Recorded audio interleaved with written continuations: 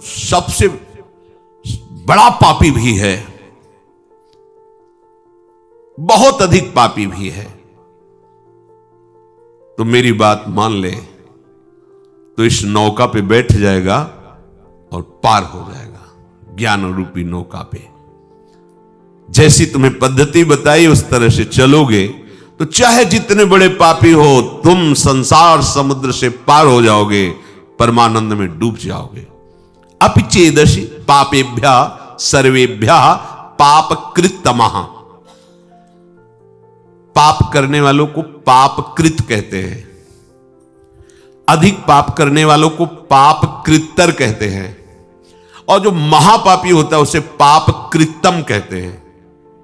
अगर तू महापापी भी पाप कृतम अर्थात महापापी, मतलब तुमसे बढ़कर कोई पापी हो ही नहीं सकता, वो भी भगवत प्राप्ति करने का अधिकारी है यदि ऐसे चले जैसा भगवान ने बताया। सदगुरु के पास जाके साष्टांग दंडवत करके विनम्रता पूर्वक उनकी अधीनता स्वीकार करके उनसे प्रश्न करे, जिज्ञासा करे, या वो अपनी तरफ से जो आपको आदेश उपदेश करें अक्षरशः पालन करें, तो आप चाहे जितने बड़े पापी हो आप भगवत प्राप्त कर लेंगे। कितना बढ़िया भगवान विश्वास दिला रहे, भगवान कह रहे ना, इसलिए किसी और प्रमाण की तो जरूरत नहीं, क्योंकि इनसे बड़ा कोई न्यायाधीश है नहीं। जब वो स्वयं कह रहे हैं अपिचेदशि पापेभ्य सर्वेभ्य पाप कृतमा, समस्त पापियों में भी तू सबसे बड़ा पापी हो तो भी तू जो मैंने पद्धति बताई उसके अनुसार चलेगा तो इस संसार समुद्र से पार हो जाएगा। आगे भी भगवान ने कहा अपिचेत सुदुराचारो भजते माम अनन्य भाग साधुरेव समंतव्या सम्यक व्यवसिता ही सह। भगवान का एक कथन बड़ा सुख देने वाला है, आश्वासन देने वाला है। तात्पर्य यह है कि जो पापों का त्याग करके साधन में लगा हुआ है उसका तो कहना ही क्या है। देखो, कोई अपने को ये ना समझे कि हम बहुत बड़े श्रेष्ठ हैं। हम सबको उसी गंदगी से प्रभु ने उठाया है जिसे हम देखकर घृणा करते हैं ना, हम वहीं से हैं। बिल्कुल कहीं कोई श्रेष्ठता का अपने में आरोप न कर ले। श्रेष्ठ है तो सब श्रेष्ठ है, क्योंकि सब उसी से प्रकट है। और ये जितने विकार हैं इन्हीं से हमें उठाया गया है। हम इन्हीं में गिरे पड़े थे, अब भी गिरे पड़े हैं। अगर वो अपनी बाहुओं से सुरक्षित न रखे, अजान बाहु अभेद भुजदंड मूल पीनन ससानुकूल, अगर वो हमारी सुरक्षा ना करे तो अब भी हम वहीं फिसल के पहुंच जाएं। सबको ये बात समझनी चाहिए, कहीं इस बात का अहम ना आ जाए कि मैं श्रेष्ठ हूं, मैं महाभागवत हूं, मैं ज्ञानी हूं, मैं ब्रह्मबोध हूं। जो पापों का त्याग करके साधना में लग गए हैं उनका तो कहना ही क्या है। पर जिसने बहुत पाप किए हैं और पूर्वाभ्यास है पाप करने का, अब उसके उद्धार का क्या उपाय हो सकता है।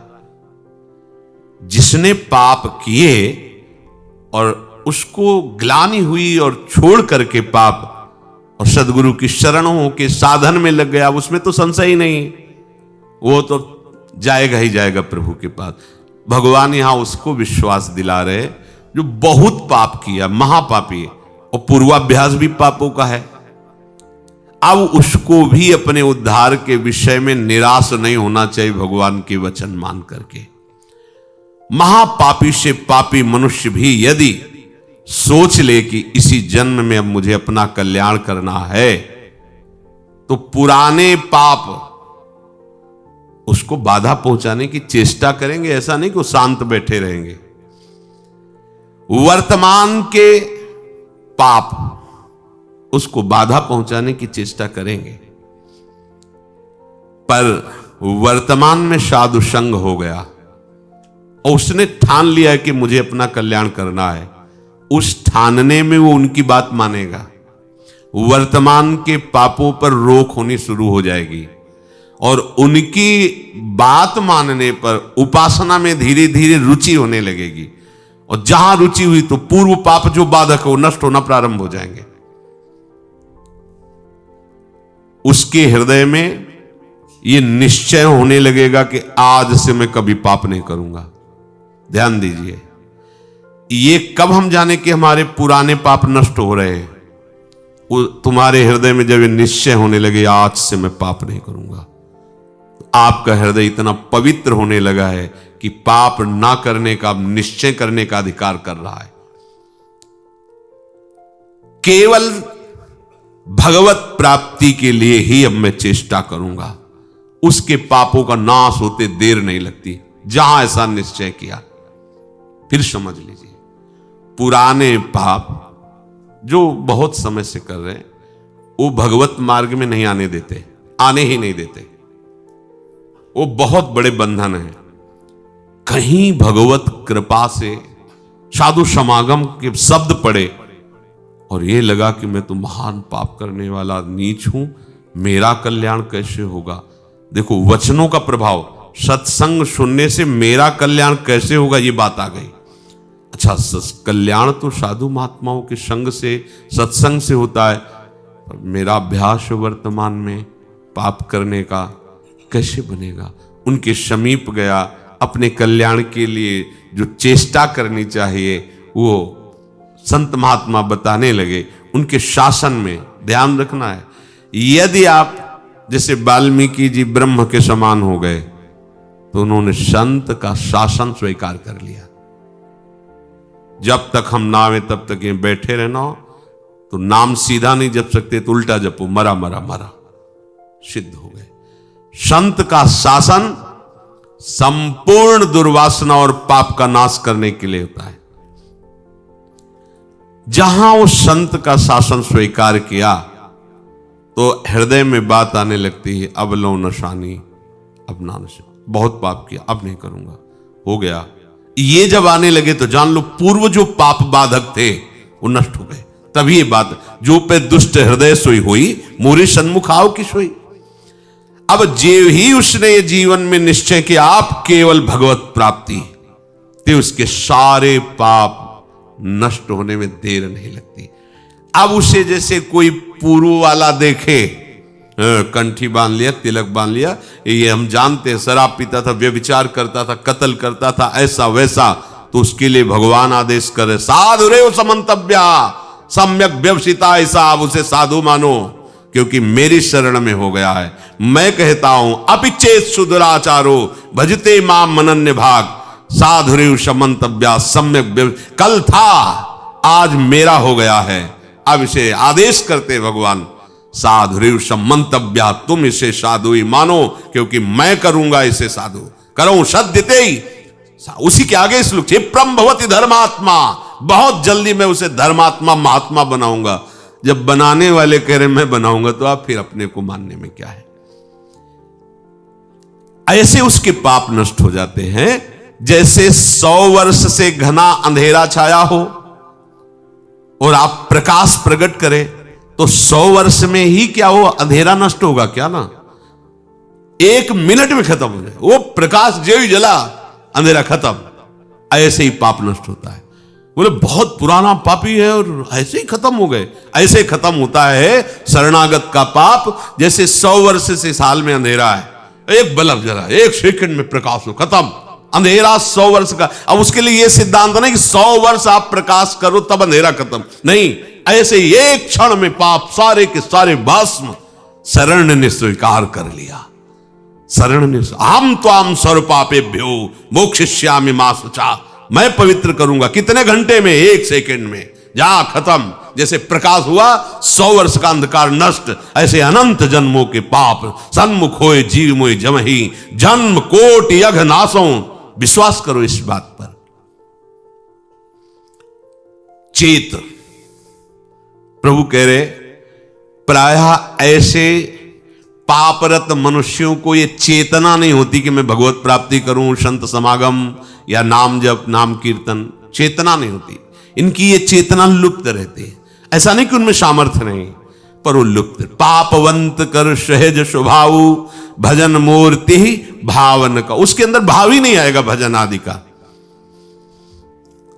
तो चेत, ऐसे जो पापात्मा जन होते हैं, पहली बात उनके अंदर सत्संग में जाना, या भजन आदि इसकी रुचि ही नहीं हो, अगर कहीं भगवत कृपा से या किसी, अब जैसे उनके अंदर ये रत्या है, उनकी पत्नी भगवत चरणारविंद की महाप्रभु की शरणागत है, आश्रित है, तो कैसा कृपा बन रहा है। वो जरूर बोलती उस समय फिर मंजीरा लेके राधा नाम का, ये तो बढ़िया है, राधा नाम कीर्तन कर।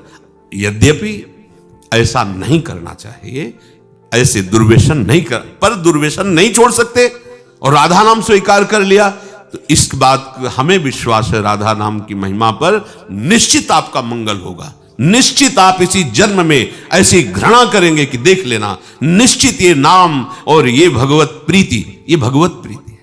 मैं नीच हूं, मैं पामर हूं, अधम हूं, पर प्रभु आपका नाम, आपका गुण कीर्तन, आपकी महिमा, छुट्टी 84 भ्रमंते निरखय जुगल किशोर, ये हम सत्य मानेंगे। इस असत वृत्ति की सत्ता नहीं है और इसकी राधा नाम की चतुरासी जी की इसकी सत्ता है, इस असत वृत्ति की सत्ता नहीं है। ना सतो विद्यते भाव, ना भाव विद्यते सता, ये सत वृत्ति तुम्हारा परम मंगल कर देगी।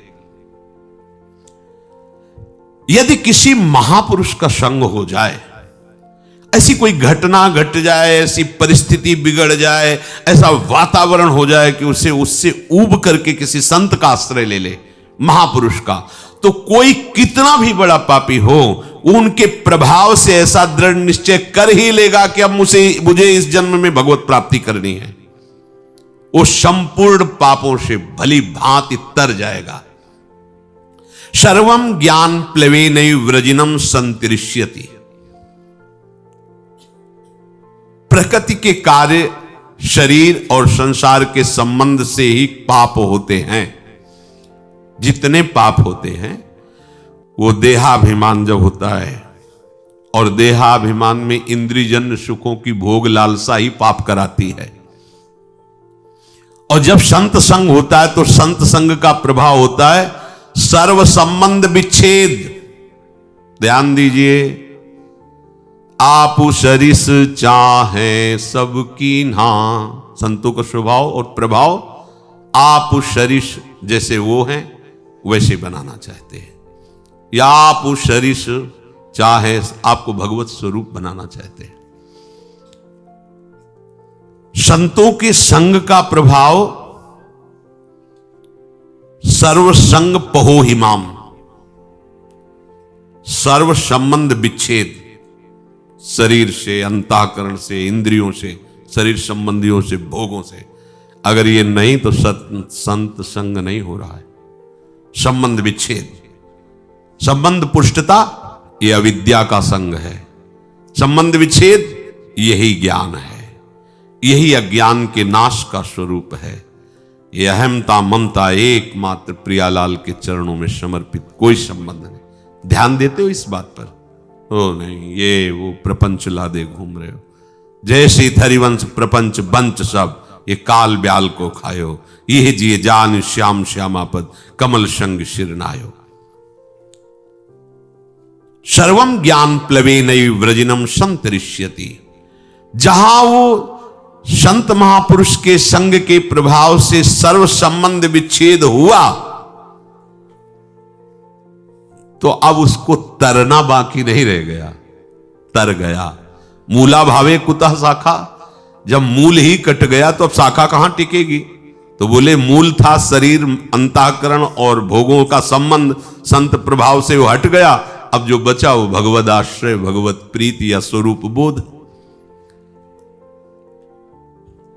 यथैधांसि समिद्धोऽग्निर् भस्मसात् कुरुते अर्जुन, ज्ञानाग्निः सर्वकर्माणि भस्मसात् कुरुते तथा।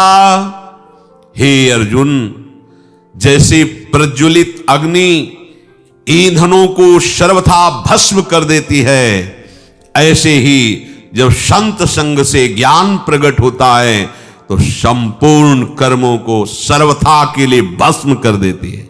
ये बात भगवान के वचन। यथैधांसि समिद्धोऽग्निर्भस्मसात् कुरुते अर्जुन। पीछे के श्लोक में भगवान ने बताया कि जब कोई संत महापुरुषों का आश्रय लेकर के उनके द्वारा बताए हुए मार्ग पर चलता है तो कितना भी बड़ा पापी हो, मार्ग में चलने का तात्पर्य नौका पे बैठना, वो ज्ञान रूपी नौका से पाप रूपी संसार रूपी समुद्र से तर जाता है। तो बोले समुद्र से पार हो गया, पर समुद्र तो रह गया, समुद्र की सत्ता तो है। तो आगे के श्लोक में भगवान कहते हैं भस्मसात् कुरुते अर्जुन, कुछ नहीं बचता। उदाहरण में कह रहे कि जैसे प्रज्वलित अग्नि के साथ संयोग करा दीजिए, कुछ भी वो सबको अपना स्वरूप प्रदान कर देगी। लोहा डाल दीजिए, सोना डाल दीजिए, बिष्ठा डाल दीजिए, चंदन डाल दीजिए, जो भी डालोगे वो अग्नि अपने ताप से उसे अपनामय स्वरूप दे देगी। लोहा भी अग्निमय हो जाएगा, सब कुछ वो भस्म कर देगी, कुछ शेष नहीं रहेगा, किंचन मात्र शेष नहीं रहेगा। ज्ञानाग्नि सर्व कर्माणि भस्मसात् कुरुते तथा। जैसे अग्नि सब कुछ भस्म कर देती है, ऐसे ही संत संग के प्रभाव से प्रकट हुई ज्ञान रूपी अग्नि से संचित प्रारब्ध क्रियमाण सब भस्म हो जाते हैं। संचित प्रारब्ध क्रियमाण तीनों कर्म भस्म हो जाते हैं। अग्नि में जैसे काष्ठ का अत्यंत अभाव हो जाता है, ऐसे ही संत संग से प्राप्त हुए ज्ञान से पूर्ण समस्त बंधनों का अभाव हो जाता है। सब बंधन भस्म हो गए, कोई बंधन नहीं, न कर्म बंधन, न शरीर बंधन, न भोग आसक्ति, न देह के संबंधियों का बंधन। तात्पर्य यह है संसार शरीर से संबंध विच्छेद हो जाने पर ही विशुद्ध बोध होता है। और वही जब कहो तो उसे माना जाता है कि हमारे साथ कटु व्यवहार हो रहा है। ये कटु व्यवहार तुम्हारे माने हुए राग पर हो रहा है। जब तक इस राग का तुम वैराग्य में परिवर्तन नहीं करोगे विवेक के द्वारा, तब तक परमार्थ का अनुभव नहीं हो सकता। वैराग्य को समझा जाता है स्वेच्छाचार। अरे ककारा नहीं आता परमार्थ का। केवल कपड़ा बदल लेने से परमार्थी थोड़ी हो जाते हो। हाँ, परमार्थ के जो महारथी हैं, महापुरुष जन, उनके पास उनकी अधीनता स्वीकार, तब परमार्थ का ककारा आएगा। नहीं तो भगवान और सरकार और अवतार बनने में देर नहीं लगती, माया बना देती, देर नहीं लगती। हाँ, जहां 10-20 हजार लोग दंडवत किए तो यहां आने लगता है हम तो कुछ विशेष हैं, और जहां विशेष है तहां फिर वो भगवान की माया अपना प्रभाव दिखा देती है। बड़ा विचित्र खेल है, बिना गुरु कृपा के समझ में नहीं आता। अगर इस अहंकार पर कोई शासन कर सकता है तो एकमात्र भगवान ही कर सकते हैं, गुरुदेव भगवान ही कर सकते हैं। संबंध विच्छेद होने पर ही आपको परमात्म तत्व का अनुभव होगा। बैठा लो इस बात को। शरीर से अपनापन, शरीर संबंधियों से अपनापन, भोगों से अपनापन हटाना ही पड़ेगा यदि भगवत प्राप्ति करना चाहते हो। देखो महाप्रभु के दूरादपास्य स्वजनान सुखमर्थ कोटिम सर्वेषु साधन वरेश्चिरम निराशा तो वर्षंत में उस सहजाद्भुत सौख्य धाराम श्री राधिका चरण रेणु माम स्मरम। सैकड़ों बार इस श्लोक को सुनाया होगा, आपने सुना होगा और पढ़ा होगा। दूरादपास्य स्वजनान, परिवार के संबंध से बहुत दूर, घर में रहते हुए बहुत दूर, गृहस्थ हो तो भी बहुत दूर, राग रहित होना। जैसे ये बड़े बड़े महापुरुष जो गृहस्थी में, उनके जीवन चरित्रों को पढ़ के देख लीजिए।